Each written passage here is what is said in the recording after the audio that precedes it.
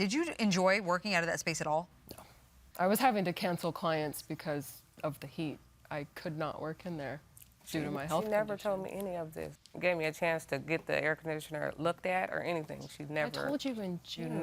You did not say it like that. No, you did not. And it wasn't. I shouldn't have to disclose why I'm asking for an AC repair if You that didn't ask was for AC repair. You made a comment on the AC. Talk to us. Talk to us. I'm going to open it up to my colleague. Here's an issue that's running through my mind. In the law, we would say that what I'm inferring from what you're saying is that you were constructively evicted from the premises because of the heating conditions. Now, I could understand a constructive eviction defense if related to the work part.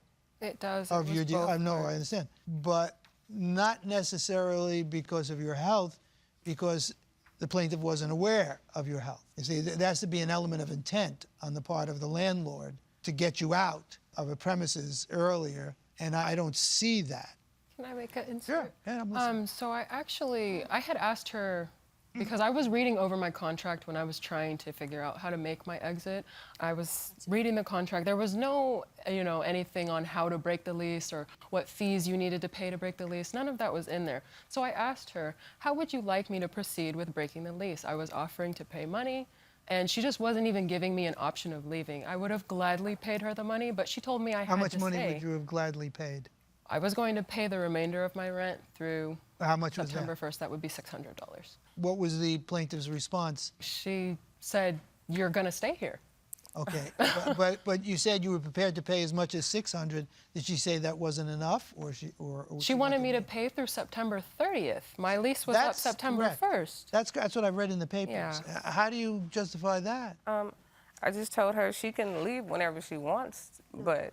No, you can't leave whenever you want if you're going to expect her to pay through September 30th, That's what I said. 30 days after the lease. As long as she pays her rent, she can But go. that's Well, not but she my doesn't owe rent. you 30 days after the lease ends. No, not after the lease. I understand what you're saying. She Up to said the lease. She September left 30 30th. days earlier. But she said September 30th, To and the the end of lease her lease. ended September 1st. My lease ended September 1st. Right. Okay, okay, that was misspoken. That's more than being misspoken. I said that in the message. It's more than being misspoken. I misspoke with the date. Yeah, what you said was, it was July 29th, and basically you said, as of August 29th, I will take this as your 30-day notice. Or did you just have your months incorrect? Yeah. And then she agreed to pay the whole month, but when I would not argue back with her, she said I was not treating her like a human being, and she had removed her stuff from the salon that night. And in fact, what you go on to say, I'm willing to pay through the end of the contract, and she says, okay, great. Nothing else to And then talk you about. don't.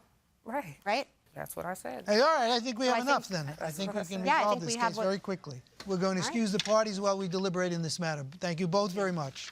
This courtroom is now in recess, so we'll have to exit and use the doors to the right. You know, when I read the plaintiff's complaint, and she has this kind of theory that the defendant is someone who serially breaks leases to move to the next place, I thought that was kind of misplaced until I heard the testimony today. And now I think that's exactly what the defendant does. I'm not sure that's entirely relevant, and certainly there's no punitive issue here. But it does go to the credibility and reasonableness of her sudden claim, I must move out on 1 day's notice because of health reasons.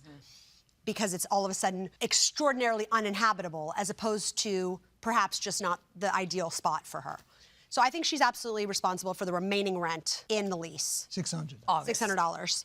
Yeah. She's also clearly entitled to a late fee for that month, unless we think that $40 on a $150 rent I do. is I a lot. think it's a lot. All right, so I why wouldn't don't we- give her any late fee. So why don't we cap wouldn't it? give her one? Yeah. I wouldn't was gonna give her one. I'll give her one. Okay, I was going to give I'll her. concede. I was going to cap it at 10% for each of the weeks, but I think a total late fee of $40 for the enough. entire month Yeah. seems Fine. reasonable. Yeah. I don't understand where she gets the additional $64 from, No. and there's certainly no such thing She as a doesn't either. as a right. She said And- an inconvenience fee. That's her additional breach of contract inconvenience fee, and if we had those, man, this would be an entirely different case. So we're talking about $640? We have a Yeah, verdict. I think we have a verdict for a 640. total of $640 Yeah. for the plaintiff. Yeah.